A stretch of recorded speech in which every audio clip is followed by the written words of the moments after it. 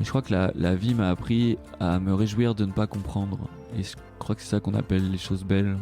Ce serait dommage d'avoir une passion, de vouloir en faire son métier, que ça marche pas, et d'à la fois rater sa vie professionnelle et foutre en l'air sa passion.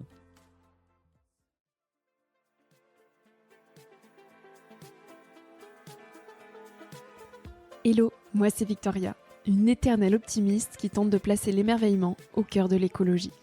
Chaque semaine, je tends mon micro jaune à une personne qui m'inspire pour poser mes questions sur ce qui fait nos vies. À travers le parcours audacieux de mes invités, je questionne la confiance en soi, le sens d'une vie, l'amour, la liberté, l'écologie, bref, autant de sujets qui traduisent un monde qui bouge et qui rythme nos vies. Tout de suite, je t'invite à emprunter un nouvel œil pour regarder le monde et la vie sous un autre angle.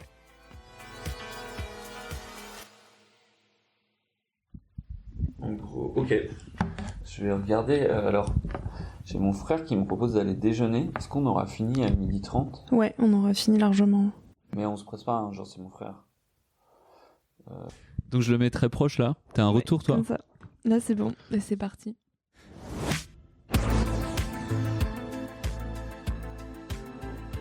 Loin du reste du monde, Jérémy Villiers se cache.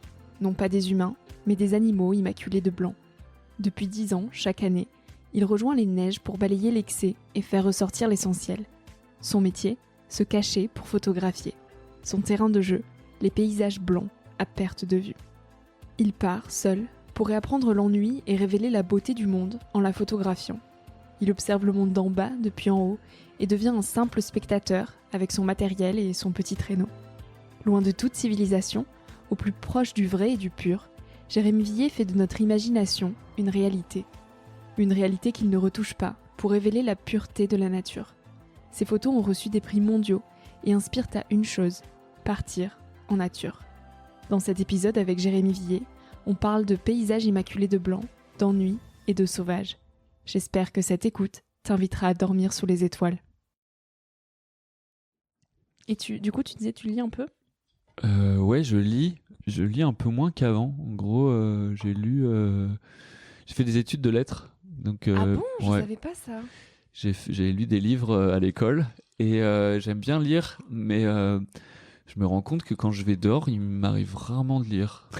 Peut-être c'est bon signe, ça veut dire que je m'ennuie pas trop quand je... Mais il y a eu des périodes de ma vie où j'ai beaucoup lu, ouais. Et je crois que j'ai toujours un rapport particulier à la littérature, genre il y a des livres que j'ai lus qui m'habitent toujours énormément. Lesquels, par exemple ? Il y en a un qui t'a vraiment marqué, qui t'a construit ? Il y a un livre qui m'a construit, qui a construit un imaginaire, qui m'a un peu déconstruit du réel. C'est un livre qui s'appelle Citadelle de Saint-Exupéry. C'est un livre qu'il a écrit tout au fur et à mesure de sa vie, qu'il a jamais vraiment montré. Donc le manuscrit a été retranscrit et il y a des fois où il y a des mots entre parenthèses ou entre crochets où en gros on sait pas trop ce qu'il a voulu dire, on pense que c'est ça, il manque des pronoms, imaginez un jeune homme ou une jeune femme qui est sur une colline, qui a grimpé une colline essoufflée et qui regarde en bas et qui voit plein de choses, un espèce d'effet de surplomb sur la Terre comme un astronaute. Mais c'est drôle parce que c'est ce que tu fais toi au final, de prendre aussi ce pas de recul et de regarder la société depuis en haut de tes montagnes avec ton appareil photo. Bah ouais, pour justement philosopher. Moi, en gros, je fais de la philosophie de comptoir dans ma tête, oui, peut-être, mais surtout, il y a un truc qui est lié à ça, ouais, à l'effet de surplomb. En gros, moi, je compare souvent la fuse, qui est un peu mon métier, c'est-à-dire le fait de se cacher et de regarder les animaux. Tu es donc photographe animalier. Ouais, je suis photographe animalier, c'est exactement mon métier. Et en gros, ça ressemble un peu à un effet de surplomb, c'est-à-dire l'effet de surplomb, c'est quand on voit la Terre depuis l'espace et qu'on se dit mais mince alors, c'est ce truc dans lequel espèce de prise de conscience de cet endroit dans lequel on vit et de sa beauté. Moi j'ai un peu ça quand tu te caches dans la forêt et que tu essaies de pas faire de bruit ni de pas trop laisser d'odeur et de te faire petit. C'est que à ce moment-là en fait que tu te rends compte de ce qu'il y a autour de toi et ça te fait voir des liens et des choses. Et alors oui, il se passe des trucs dans ta tête, tu te dis ça c'est beau, tu l'expliques pas au début puis après mais je crois pas que je sois philosophe du tout. Et d'ailleurs le but d'être photographe, c'est de se dire qu'il y a quelque chose dont on n'arrive pas trop à parler qui existe. Moi, je m'arrête à la première étape, celle de me dire que c'est incroyablement beau et que je n'arriverai pas à poser des mots dessus. C'est ça, faire des photos à peu près. et des mots que tu arrives à poser. Qu'est-ce que la vie t'a appris jusqu'à aujourd'hui? C'est la question d'introduction du podcast avant de rentrer dans le dur du sujet. Je ne vais pas t'épargner cette question. Qu'est-ce que la vie m'a appris? Waouh. En gros, moi, je pense avoir appris particulièrement dans ma vie. En gros, je crois avoir appris déjà que ce qu'on croit voir, on le voit pas vraiment. Que les choses les plus belles, c'est celles qu'on n'expliquera jamais. En gros, ce que j'ai appris dehors, c'est à savoir que je sais à peu près rien. Et quand je vois un animal qui fait un truc, là, quand je prends un micro, on croit que je vais expliquer pourquoi, qu'est-ce que fait cet animal. Et je crois que la vie m'a appris à me réjouir de ne pas comprendre. Et je crois que c'est ça qu'on appelle les choses belles. Donc, si d'un coup dans notre vie on voit quelque chose qui nous émeut par ses couleurs ou sa grâce, par exemple un chevreuil qui sort d'un bois, ce qui nous émeut d'abord, c'est de ne pas avoir pressenti qu'il allait sortir, de se sentir privilégié de le voir là, de ne pas savoir ce qu'il a fait avant, après, et de trouver que sa couleur va parfaitement avec le paysage, mais de pas se demander que c'est justement pour se cacher. C'était pas mal parfois de ne pas donner d'explications sur les choses. Alors qu'au début, je croyais qu'il fallait tout comprendre, tout savoir. Par contre, tu as appris quand même à vivre dans la nature. Tu dors dehors, tu pars pendant des jours seul à travers des paysages enneigés, notamment du Grand Nord. Et cet apprentissage de la nature, tu l'as notamment eu grâce à tes parents qui sont agriculteurs. Elle ressemblait à quoi ton enfance ? Et en gros, elle ressemblait à ça, à un chevreuil qui sort d'un bois. Donc j'ai grandi dans une ferme au milieu des champs, puis une très très grande forêt un peu plus loin, mais à distance de vélo, à 3 km. Petit, donc il y a pas de barrière, il y a un jardin. Mes parents ont planté plein d'arbres qui ont grandi avec nous, et d'un coup il y a les champs. Et donc sort du champ des lièvres, mais parfois des cerfs, des sangliers qui traversent le jardin. Donc la première expérience du monde extérieur et de quelque chose de grand et de fascinant, d'abord pour un petit garçon c'est les tracteurs ou une petite fille, et après le deuxième truc c'est un sanglier, quoi. Donc tu vois un sanglier et puis très vite ça a été les cerfs. Donc un cerf, faut imaginer, alors parfois au bord de la route on voit des biches, mais en fait c'est des chevreuils, ça fait 20 kilos. Un cerf ça fait plus de 200 kilos parfois. Et que tu as eu envie très, très jeune d'aller voir de plus près? En gros que je voyais tout de suite de près. Et donc, en fait, il n'y avait pas de terrain de basket en bas de chez nous. On voyait les copains. Moi, j'ai joué un peu au foot, mais il fallait faire des trajets en voiture et tout. On allait en bus à l'école. Et donc, très vite, avec un de mes frères, mon grand frère, puis ensuite mon petit frère, on s'est mis à aller voir les animaux. Après, on a eu envie de faire des photos pour pouvoir montrer à nos potes à l'école qui ne croyaient pas qu'on avait vu un cerf derrière chez nous ou des sangliers et tout. Et on s'est rendu compte que les photos, elles pouvaient aussi transmettre notre émotion. Par exemple, si tu montres une photo d'un cerf, tu vas dire « Regarde les bois, comment ils sont beaux ».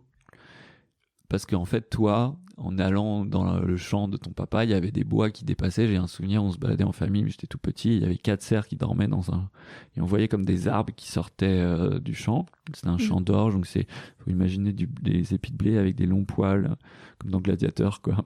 Et donc ça ressemble juste à une ondulation de velours avec le vent, et avec des scintillements et tout. Et il y a dedans des espèces de chandelier hyper graphique avec du velours, c'est une peau qui régénère, gonflée de sang, qui recrée cet os externe qui est les bois du cerf, que sont les bois du cerf. Une espèce de truc un peu gratuit. Tous les ans, les cerfs perdent leur bois, ils repoussent toute leur taille, ils utilisent toute leur énergie pendant 6 mois pour recréer un bois, enfin pendant 3 mois. Donc tu vas vouloir montrer ça. Donc après, j'ai commencé à faire des photos, on voit juste les bois. Donc je m'allongeais pour voir un premier plan flou, justement pour montrer cet orge onctueux devant et tout.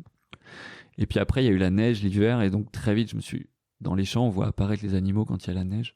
Donc j'ai voulu faire des photos dans la neige parce que c'était un moyen aussi de diriger ce regard, plutôt que de dire à l'école, regarde comment ils sont beaux les bois du cerf. En fait, avec le cadrage, tu les faisais ressortir. Voilà. Et la neige fait ça, et du coup, j'ai fait que ça après, j'ai fait que des photos d'animaux dans la neige. Donc très jeune, tu as développé ce goût du sauvage et tu te sentais à l'aise en fait dans la nature. Ouais. Et au contraire, quand tu revenais un petit peu à la civilisation, quand tu revenais en classe, tu as quand même commencé tes études. Comment est-ce que tu te sentais ? Est-ce que tu voyais un certain décalage ? Alors moi en fait, j'ai jamais expérimenté le tout ou un tout ou un autre tout. J'ai toujours j'ai toujours apprécié le fait d'aller au collège. Et le soir, de rentrer à la ferme et d'aller dans les champs avec mon barre de chocolat et tout ça, j'aimais trop faire ça. À tel point qu'à la fin du collège, Je faisais beaucoup de photos au collège. Je me disais, mais je vais jamais réussir à travailler. Donc j'ai demandé à mes parents si je pouvais aller en pension. Très vite, genre ils ont cru que je voulais plus les voir, alors que mais c'était rien. Non, là, Tu quand on voulais parle d'un truc simplement te couper de la nature, en fait, pour pas avoir l'appel d'y aller? Ouais, en fait, je voulais trouver peut-être une technique pour travailler, quoi. Ouais. Et puis aussi, moi, j'avais pas cette notion de la nature qui d'ailleurs est une notion. C'est tellement dur de parler de tous les autres êtres vivants qui vivent dans la zone où nous on vit pas trop, ou qu'on leur a un peu plus laissé que la ville. Du coup, on dit la nature, mais en soi, moi, je crois que ça m'a beaucoup de vivre dans une ville, dans une ferme, ça m'a beaucoup déconstruit de cette idée qu'il y avait deux mondes et qu'il y a une idée un peu ancestrale. Le fait de croire qu'il y a des humains qui vivent dans un monde dont ils doivent profiter et qu'il y a les autres êtres vivants qui sont autour et qu'on va dans la nature parfois quand on est fatigué ou quand on veut changer d'air et que d'un coup on rentre dans une zone qui est une zone un peu sous-développée où il y a pas grand chose et puis d'un coup on voit des trucs adorables qui sont des autres êtres vivants. En gros, ça c'est un biais de penser ça et quand on utilise le mot nature, parfois on recrée ce truc-là de croire qu'il y a deux mondes. Et aujourd'hui, tu fais cohabiter ces deux mondes finalement en passant du temps en nature et en essayant de tirer la moelle de cette beauté-là pour la ramener au monde beaucoup plus matériel de nos sociétés. À quel moment tu t'es dit, ok, en fait, je veux vraiment passer du temps en nature et en faire ma vie, et je peux devenir photographe et gagner ma vie avec? Ah ouais, je me suis jamais trop dit ça. En gros, c'est dur de vivre de la photo animalière. C'est même vraiment très dur. Pour plein de raisons, parce qu'il y a plus d'agences de photos qui achètent des photos à des gens. Il y a plein de gens qui font des belles photos maintenant, et ça c'est cool. Tout le monde fait des belles photos. Et il y a trop de photos pour que ce soit un marché. Et je suis arrivé à un moment où il y avait le début du numérique et tout. Très vite, j'ai rencontré des grands photographes animaliers. Alors en France, on a de la chance, c'est qu'on a le plus grand photographe animalier qui ait jamais existé, qui s'appelle Vincent Munier, Oui. qui a vraiment bouleversé la façon de faire des photos. Et lui, il avait d'autres maîtres, des photographes un peu américains, un photographe japonais. Et eux, très vite, et surtout Munier, ils ont commencé à montrer le paysage autour de l'animal pour montrer aussi qu'il avait une vie propre et aussi pour montrer la propre sensation que le photographe a dehors. Genre, si tu as une sensation d'immensité quand tu vas dehors et que tu fais une photo d'un animal qui y vit, si la photo de l'animal montre aussi ce que tu ressens, ça montre ce qu'on ressentirait tous dehors. Donc quand tu captures une photo, tu cherches à la fois à montrer la beauté de l'animal et de ce que tu captes, mais aussi à diffuser tes ressentis personnels. Alors moi, ça, je sais pas trop le faire. En gros, vraiment, c'est pour ça que je trouve que le travail de... Alors, j'avais un autre ami qui s'appelait Christophe Sidamon-Pesson, qui malheureusement est mort depuis, et qui est un photographe qui faisait comme ça aussi, où vraiment on ressent le sauvage, c'est-à-dire...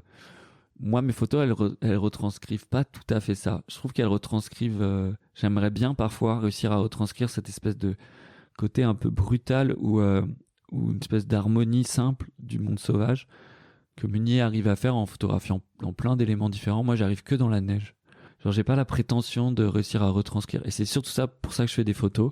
C'est quand on vit un truc et qu'on fait une photo, elle retranscrit rien de ce qu'on a vécu. Parce que quand on va dehors, on a nos cinq sens qui ressentent des choses. Quand on va faire une photo, ce sera juste un petit moment de ça. Donc, on n'arrivera pas à retranscrire que y avait l'odeur. Par exemple, là, si tu vas te balader en ce moment, il y a beaucoup de couleurs. Tu vas avoir l'odeur le matin de la rosée, du foin, de l'herbe qui a été coupée. Va y avoir une lumière un peu, des ombres qui seront beaucoup plus bleues. Mais alors pourquoi tamisée. l'envie de les capturer si tu sais pertinemment qu'au final tu n'arriveras pas à retranscrire ce que toi tu ressens? Bah en fait c'est justement parce que tu n'y arrives pas que tu fais des photos et que tu réessayes et tout. Je pense que si on y arrivait en fait à saisir la beauté du monde, on arrêterait de vivre en fait. Ça vaudrait vraiment pas le coup. Et cette truc, le métier de photographe et peut-être d'artiste en général, j'espère que personne va écouter ce podcast, mais je crois que c'est un métier. Je crois qu'il y en a qui vont l'écouter, hein. Désolée de te le dire, mais... Bon, alors on coupera, mais en gros, c'est un métier de frustré. Et c'est bien d'être frustré. C'est-à-dire le fait que nos attentes ne soient pas réalisées et que la réalité des choses ne peuvent pas être saisies par notre petite perception personnelle. Et donc le but du photographe, je pense, et surtout dans la nature, c'est d'accepter d'abord ça et d'ouvrir suffisamment les vannes de sa photo pour faire rentrer un truc qui nous dépasse. Donc c'est ne pas trop agir. Je pense que ça pourrait ressembler à quelqu'un qui irait cueillir une fleur, qui la ramènerait en fait en en la tenant du bout des doigts et en se disant il faut déjà là il faudrait que quand je en fasse un bouquet, et pour en faire un bouquet il faudrait peut-être que j'enlève cette tige là, mais une fois que j'ai enlevé cette tige là en fait ce sera plus la même fleur. Et cette frustration en fait de créer quelque chose, de vouloir créer quelque chose et de perdre cette réalité. Et déjà cette fleur, quand tu vas l'enlever de son endroit, tu vas faire tomber les gouttes de rosée qui sont dessus, elle va commencer à faner et tout, enfin genre ça c'est hyper frustrant. Mais au-delà de ça cette qui est bouleversant. frustration, est-ce que c'est pas aussi justement une envie de transmettre le beau? Toi, tu le fais notamment avec la neige parce que tu as envie de révéler la pureté de la nature. Donc c'est une façon de transmettre l'émerveillement. Ouais, mais la photo, elle est jamais aussi belle que le moment vécu. Mais vraiment 1000 fois moins. Et en fait, comme tu montres une harmonie qui te dépasse, parfois un animal qui est blanc dans un endroit blanc, toi de le voir apparaître, c'est parce que tu l'as cherché pendant des semaines et tout. Donc tu vas essayer de déconstruire en fait ton émotion, te dire qu'est-ce que je ressens là, pourquoi. Et donc tu vas vouloir le cadrer en petit dans un grand environnement. Mais en même temps, après, les gens ils vont le voir sur un téléphone en petit avec une lumière rétroéclairée d'un écran. Donc ça aussi c'est hyper frustrant. Du coup tu vas plutôt zoomer dans la photo, t'espères que peut-être un jour tu pourras l'exposer en grande et tout. Et toi tu te mets même dans des situations extrêmes pour essayer de faire la photo la plus parfaite possible pour qu'elle retransmette au maximum la réalité, puisque tu ne retouches pas tes photos.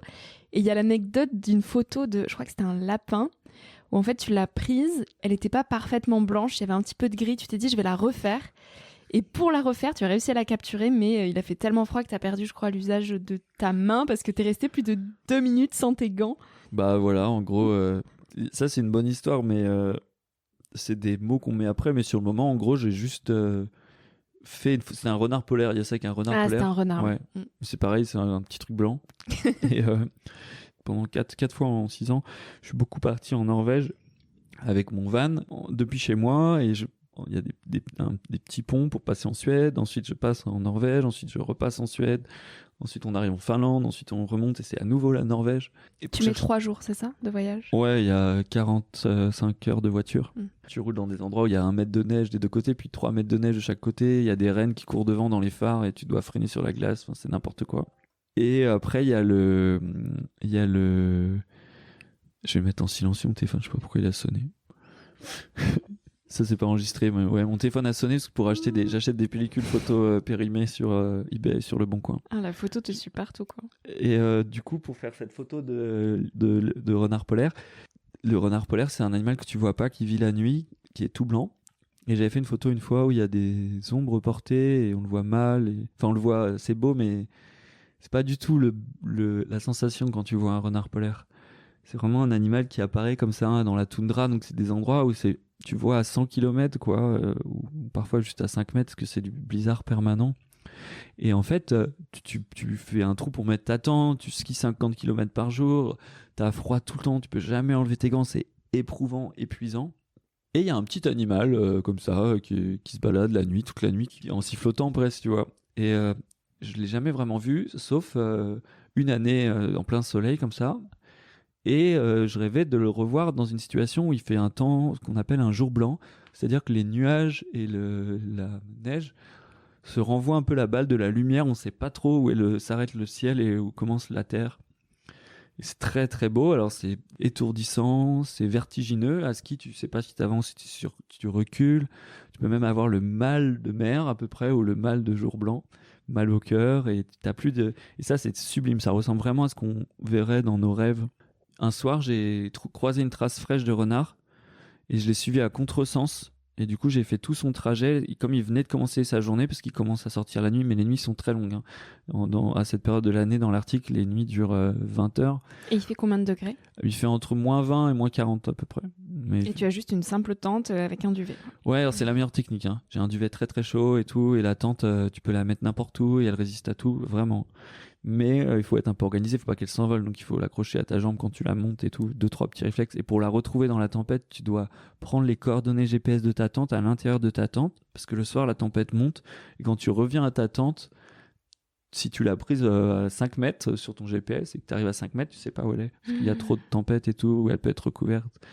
Mais quand tu as un petit truc un peu organisé, c'est pas de la survie. Moi, je dis que c'est vivre. Être dehors, c'est vraiment vivre. Je pense que survivre, c'est être dans un endroit qui nous est pas du tout adapté et se parer à toutes les attaques. Mais je crois qu'être dehors, c'est plutôt reconstruire un lien avec nous-mêmes.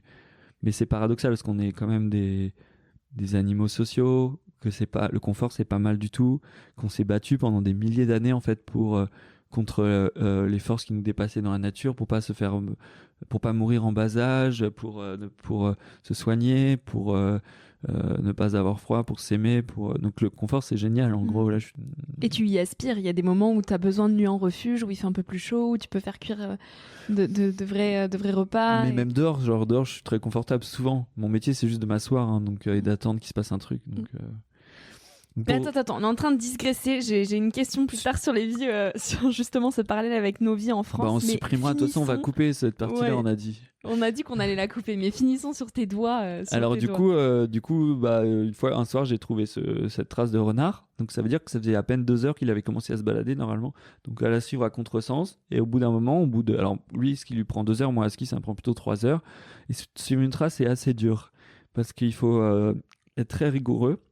On parle souvent de pistage, mais c'est dur d'expliquer comment on fait pour pister des animaux. Si tu suis une trace et que c'est fatigant, là t'es en montagne, t'es à ski et tout, et que tu la vois un peu plus loin, la trace, surtout, il ne faut pas aller l'intercepter. Genre tu dis, ah bah là il remonte là et tout. Parce qu'en fait ça peut très bien être un autre renard, ou lui-même en fait à un autre moment, ou après et tout, et tu vas te perdre. Donc tu dois te forcer en fait à la suivre parfaitement. Mais aussi j'essaie de pas rouler dessus avec mes skis, donc je la suis un peu en décalé, donc il faut trouver une bonne distance pour la suivre. Et là, donc, je suis cette trace volontairement à contresens en espérant trouver le terrier. Et à un moment, en pleine nuit, alors il est 20h, mais la nuit a commencé à 16h, je vois des yeux, et c'est les yeux des petits renards qui sont autour du terrier, qui ont 1 an, qui vont bientôt être émancipés. Ça fait plus d'1 an qu'ils sont, une petite année qui sont autour de ce terrier. Et donc là, quand je vois mes skis, je retourne me coucher parce que moi, je dois faire des photos en plein jour. Et le lendemain matin, je suis revenu plusieurs fois, et un jour, il y a un des jeunes qui est sorti du terrier la journée, parce qu'il faisait beau. Il faisait moins 30, mais il faisait beau. Et du coup, je l'ai approché, j'étais proche du terrier, il est venu vers moi. Et là, j'ai fait des photos absolument toutes blanches. Juste après, il y a un nuage qui a recouvert le ciel. Et donc, cette photo, je l'ai faite au bout de 8 années à espérer faire des photos de renards.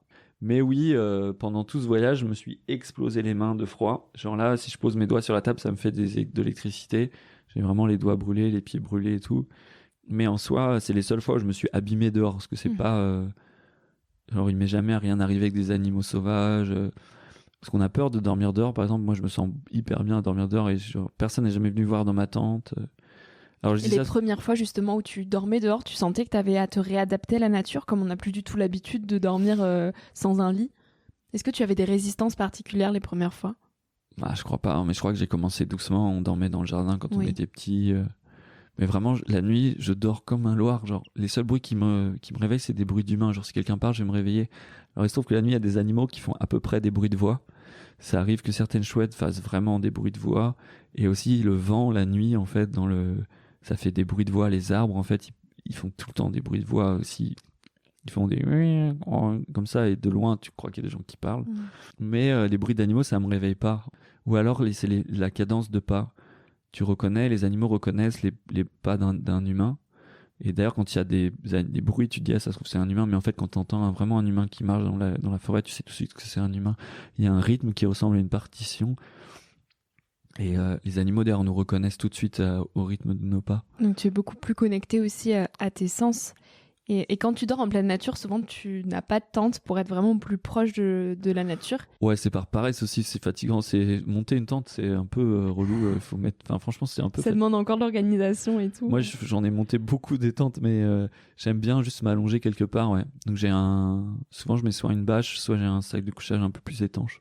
Et quand tu as des points de vue, tu vois justement les villes scintiller depuis en haut, et tu penses à ces gens qui dorment tout chaud dans leur lit et dans ce confort. Quel recul tu prends finalement sur nos modes de vie occidentaux ? Franchement, quand tu vois des gens de loin, au début, tu te dis juste mais c'est trop beau et tout. Après, la réalité des gens, du fait d'habiter à la ville et tout, genre, je pense que c'est obligatoire dans le fait que depuis qu'on a inventé l'agriculture, quoi, c'est normal qu'on habite quelque part et tout. Moi, ce qui me gêne, c'est de me dire que d'abord, je me sens privilégié d'être là avec plein d'animaux. Aussi, je me dis, on pourrait pas mettre tout le monde à l'endroit où je suis en ce moment. Parce qu'on abîmerait cette nature. Ouais, en fait, mais en même temps, on a le droit d'être ce grand mammifère qu'on est, qui a un impact fort. C'est normal quand on marche que ça abîme et tout. C'est juste qu'en vivant à la ville, on a réussi à se reproduire plus vite que les autres.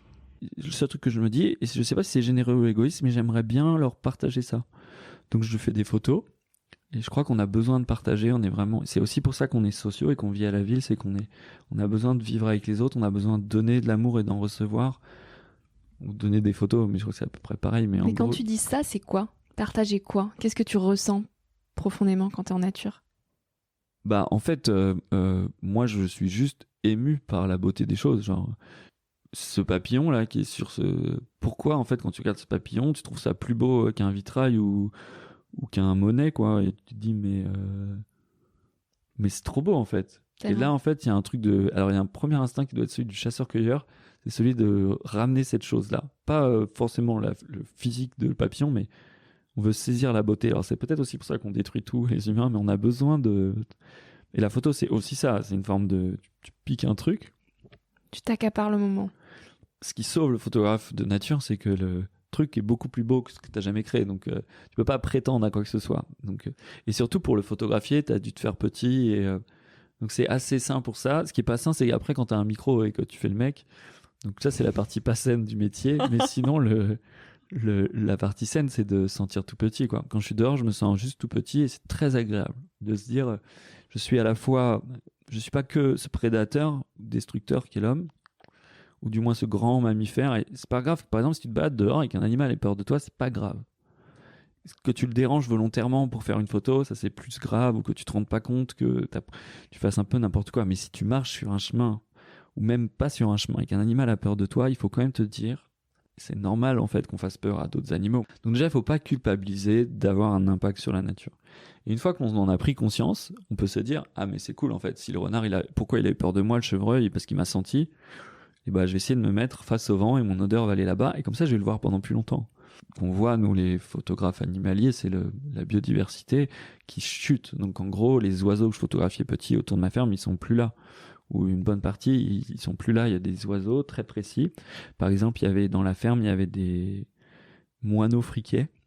Il y a 2 moineaux à peu près en France connus. Il y a le moineau domestique qu'on voit dans les cafés qui viennent manger le pain sous la table. Là. Et il y en a un autre qui est un peu plus joli, enfin à mon goût, et qui s'appelle le moineau friquet et qui mange...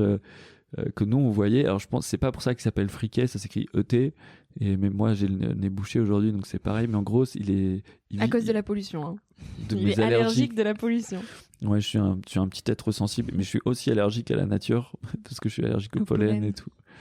Mais en gros, je suis très allergique. Et c'est pour ça que je fais des photos dans la neige, parce qu'on pourrait faire des discours philosophiques pour dire que oui, dans la neige, je retrouve mon âme d'enfant et tout. Mais en gros, c'est juste que je souffre moins à moins 40, même mon nez, que là, à Paris, en mois de mai. Oui, alors le moineau friquet, il vit sur des tas de blé qui vivaient dans les fermes. Et en fait, avec le fait qu'il y ait moins de grains accessibles, il dépend pas des insectes, il mange que du grain, mais quand même, il disparaît. Et les autres animaux, les oiseaux qui dépendent beaucoup des insectes, il y en a beaucoup moins qu'avant. Et une fois que ça commence à descendre, c'est très dur de faire remonter, malgré tous les efforts qu'on veut faire. C'est très dur, encore plus dur pour l'homme de vouloir croire qu'il peut combler son erreur par sa force, alors que c'est souvent par sa force et surtout quand on fait un truc et on doit l'accepter au début, mais ça doit pas être un truc qui relativise, mais parce qu'il faut quand même faire des choses et il y a plein de choses à faire avec la biodiversité, mais c'est-à-dire que quand on fait un truc, on se rend pas compte à quel point, par exemple si on réintroduit un animal, on sait pas à quel point en fait sa vie dépend de plein de choses et aussi sa présence va tout changer et c'est trop bien, ça veut dire qu'en fait on comprendra jamais les 200 000 interactions entre les êtres vivants, tous les êtres vivants, et on l'explique pas entièrement, vivent en lien avec 1000 choses autour d'eux. Comme nous, en fait, dans nos vies, nous-mêmes, on ne sait pas tout ce qui nous façonne et tout ce qui nous change et tout ce dont on dépend et tout ce qui peut... Enfin, on dépend de 1000 choses, genre... Et souvent, c'est des choses impalpables.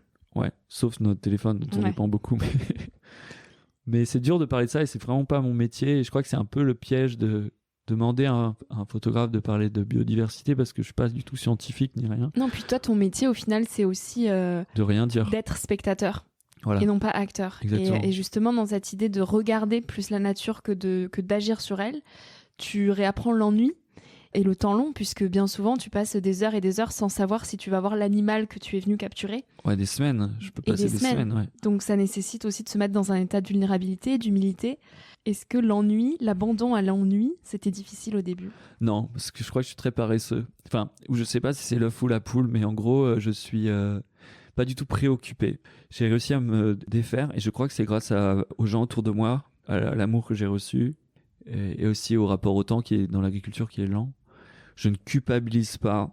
Au début, j'aurais pu, j'ai quand même pas vraiment fini mes études pendant que j'avais des potes qui faisaient des stages très durs dans un bureau à la Défense et moi j'étais en train de rien faire en fait, à espérer qu'un animal que je rêve de voir depuis tout petit vienne à côté de moi.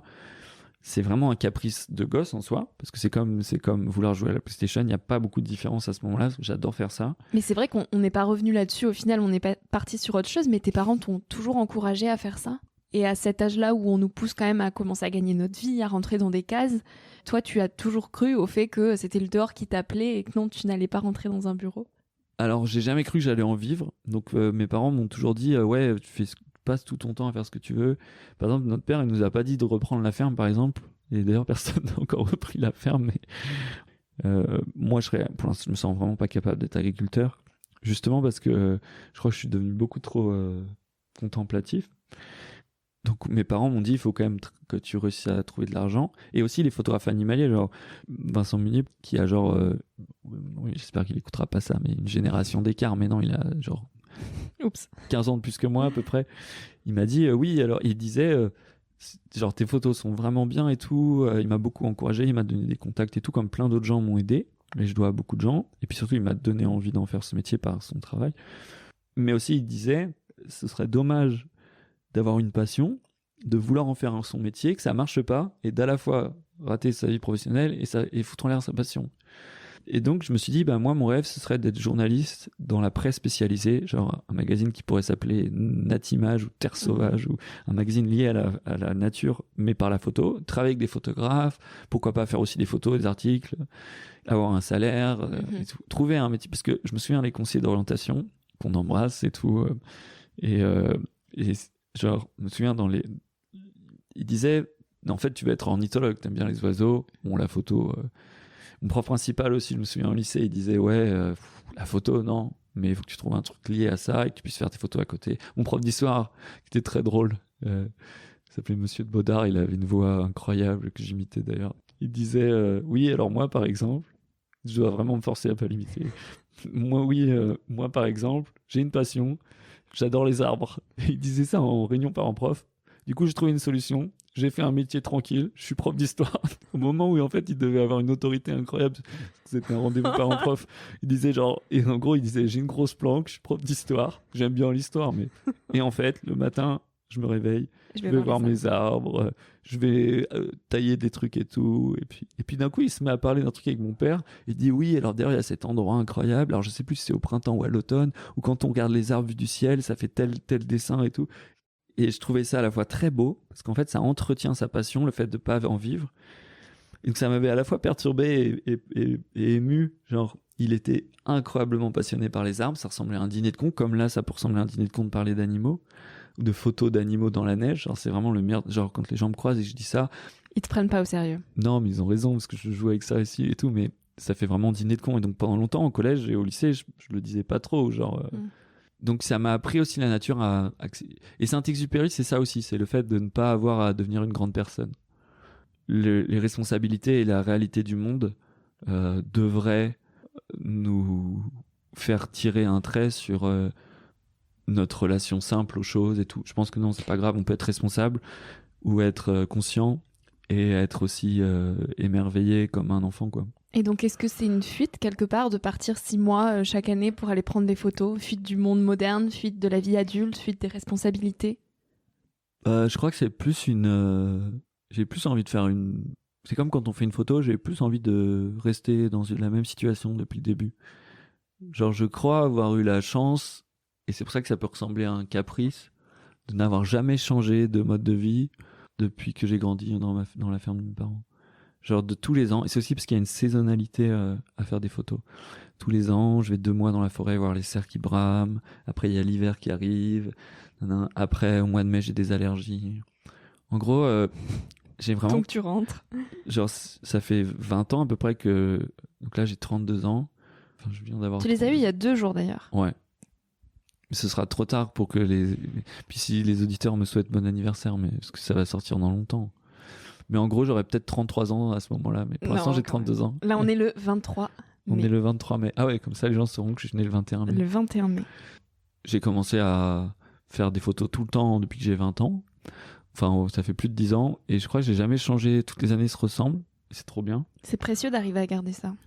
Donc, c'est pas une fuite en soi. C'est plus Une façon de te préserver presque. Je suis plus resté, en fait. Mm-hmm. J'ai l'impression d'être resté. Et parfois, ça me fout un peu le vertige. Et parfois, je trouve ça cool. Je crois avoir vraiment la même vie depuis le début, ouais.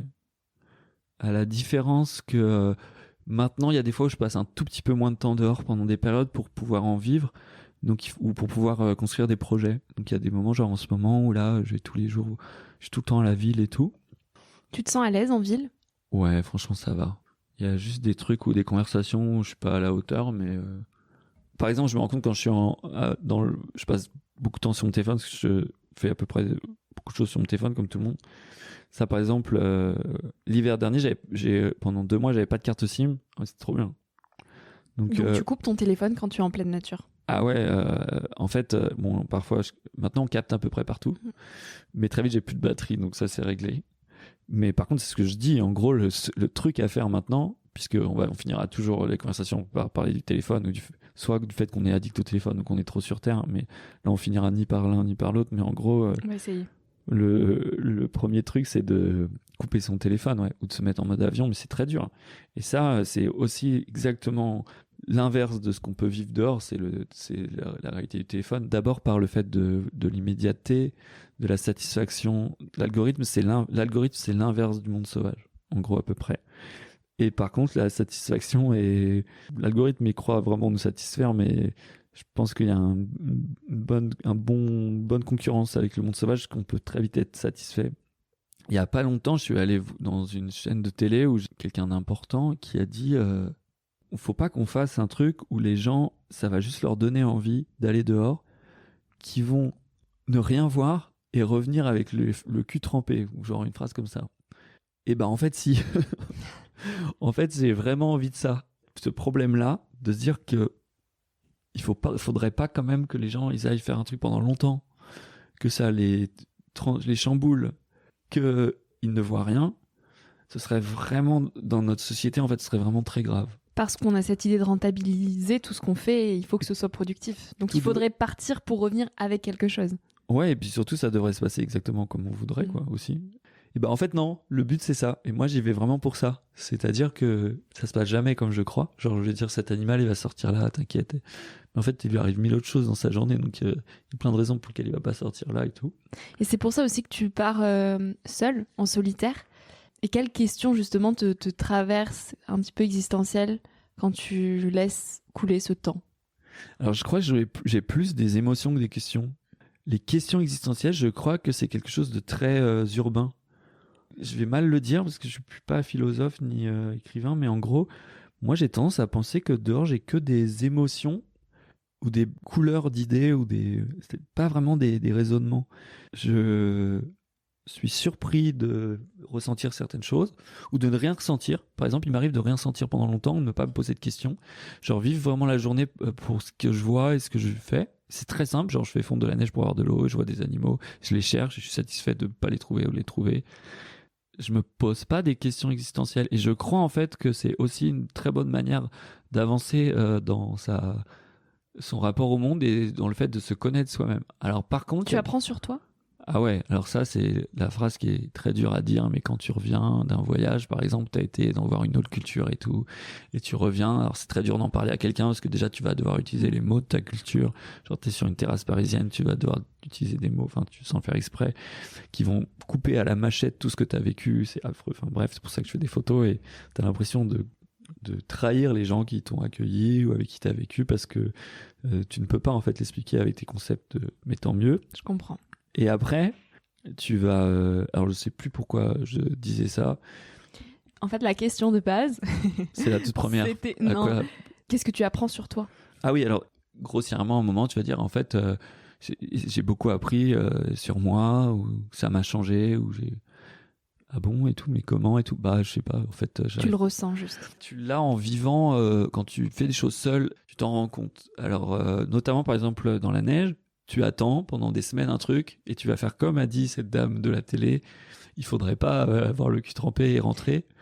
Et ben en fait, à un moment, tu vas vouloir rentrer. Tu vas dire, je vais rien voir. Il va rien se passer en fait. Jamais le chevreuil va sortir du bois, pour revenir au premier exemple. C'était caché en lisière et t'espères cette espèce de changement de monde où un animal sort et apparaît. Genre, c'est vraiment le truc romantique, mais ça se passe vraiment comme ça. Tu vas te dire, il y a rien qui va se passer. C'est nul ici. Mais en fait, là, non. Tu te mens à toi-même. Il y a juste en fait une partie de toi-même qui te dit, j'ai froid, ou j'ai mal aux pieds, ou j'ai faim, il faut rentrer. Et à ce moment-là où tu vas vraiment avoir faim, ton cerveau va te dire la même chose que quelqu'un qui te mentirait par texto. Il va te dire, ouais, en fait, là, on va rien voir, il va rien se passer, ce soir, c'est pas bien. En fait, la vérité, le vrai message, c'est, vas-y, j'ai froid, on rentre. C'est ton instinct de survie qui prend le dessus. C'est juste une difficulté qui t'arrive, le fait d'avoir froid, par exemple. Et tu vas te faire croire que c'est juste une réalité professionnelle, qu'il va rien se passer. Mais en fait, il n'y a aucun lien entre le fait d'avoir froid et est-ce que le chevreuil va sortir ou pas du bois. Donc tu apprends ça en fait, tu apprends à ne pas te mentir à toi-même et tu te dis, ah non, mais là, c'est pas vrai en fait. Donc moi j'ai un protocole, je me dis, est-ce que j'ai faim, est-ce que j'ai froid, est-ce que je suis fatigué, est-ce que je suis mouillé. Si j'ai faim, je mange un truc, je me fais une petite soupe chinoise ou je sais pas quoi.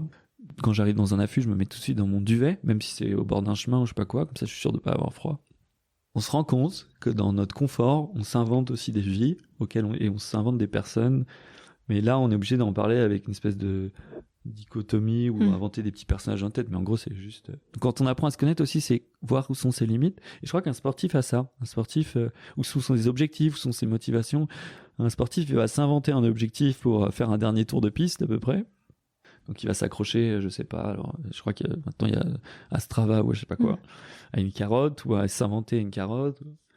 Alors moi j'ai pas besoin de ça parce que je suis trop content d'être dehors et j'ai trop envie de voir un animal et aussi je m'arrête quand je veux, quand je suis fatigué. C'est pour ça que je suis pas du tout sportif ni aventurier ou explorateur ou des gens qui vont dépasser des records ou découvrir des choses en se donnant à fond, en allant au bout de leurs limites.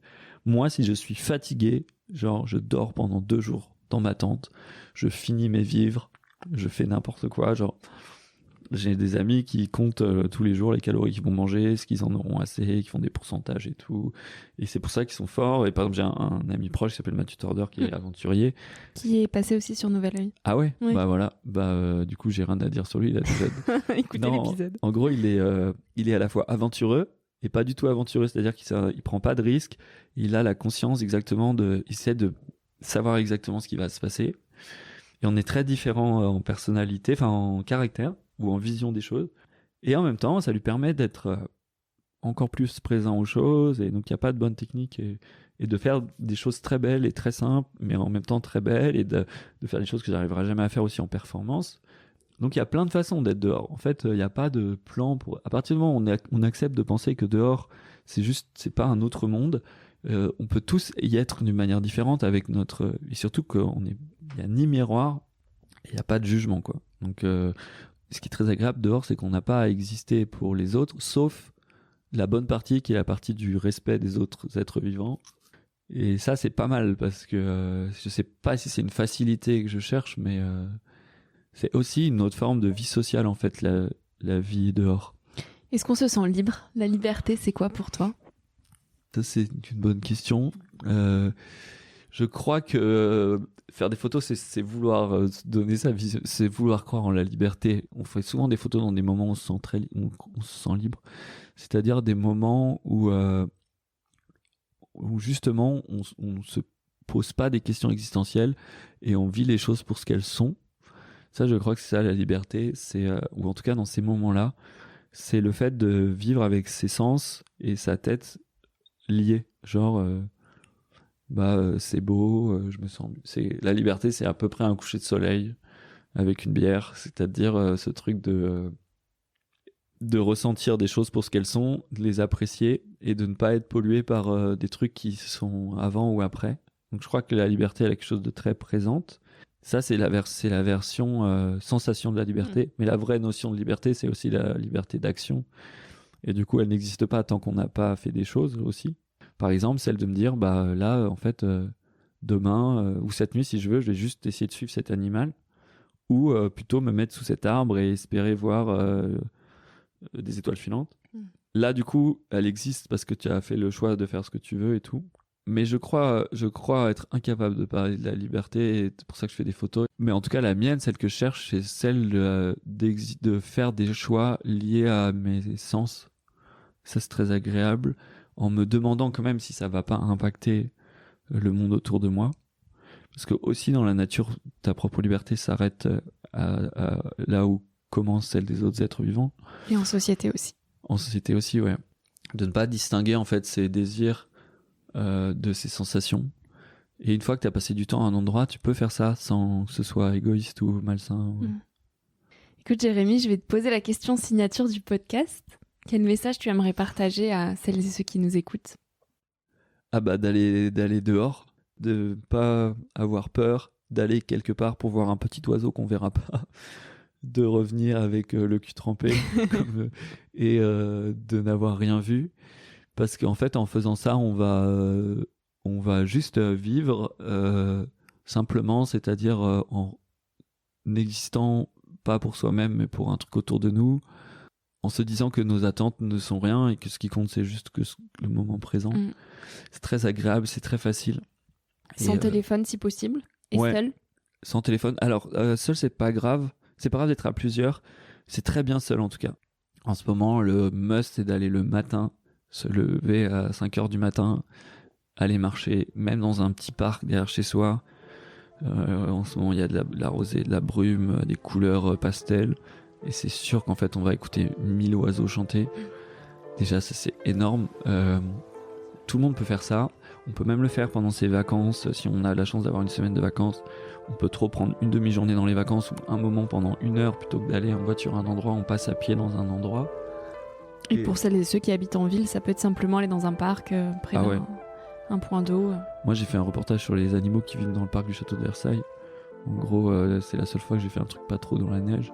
En gros, il y a 1000 animaux. Et aussi, juste ça, aller dehors, ne accepter de rien attendre. Moi, alors, j'ai la chance d'être motivé par voir un animal. On peut espérer voir un animal. Puis en fait, on va en voir plein d'autres, s'asseoir sous un arbre, éteindre son téléphone. Et c'est peut-être les fois où on a le moins d'attente qu'on en voit le plus au final. Ouais, puis surtout, on va avoir des feuilles qui bougent au début. On va dire, mais c'est trop beau, en fait, les branches de l'arbre, là, à contre-jour du ciel. Puis après, on va peut-être voir un écureuil ou un petit oiseau, un grimpero, un oiseau qui descend l'arbre la tête en bas, qui remonte d'un coup. Franchement, c'est hyper agréable. Alors, c'est facile à dire comme ça, les gens vont dire, mais j'ai pas le temps, j'ai des enfants et tout. Bah, vas-y, des enfants, c'est trop bien. Très, très franchement, chouette. J'ai pas d'autres messages. Merci beaucoup pour tout ça, Jérémy. Et dans les liens de l'épisode, je mettrai toutes tes photos, enfin en tout cas les liens vers tes photos pour que les gens continuent de rêver et de voir un petit peu ton travail. Mais merci pour tous ces précieux partages. C'était passionnant. Merci à toi, ça m'a fait très plaisir, malgré mon allergie. Ça s'est pas entendu, franchement. À très vite. À bientôt, salut. Si ce moment t'a plu et nourri, je t'invite à le partager, à laisser quelques étoiles sur iTunes et Spotify, ou à faire une story sur Instagram en identifiant Nouvel Oeil et mon invité de la semaine pour que l'on puisse te repartager. En attendant de se retrouver lundi prochain, tu peux suivre au quotidien mes aventures directement sur Instagram ou le site internet www.nouveloeil-podcast.com. Depuis ce site, tu pourras aussi t'abonner à ma newsletter. J'y partage des inspirations et des petites choses plus personnelles qui font mon quotidien. En attendant le prochain épisode, je te souhaite de savourer la vie comme il se doit et surtout de faire des choses folles.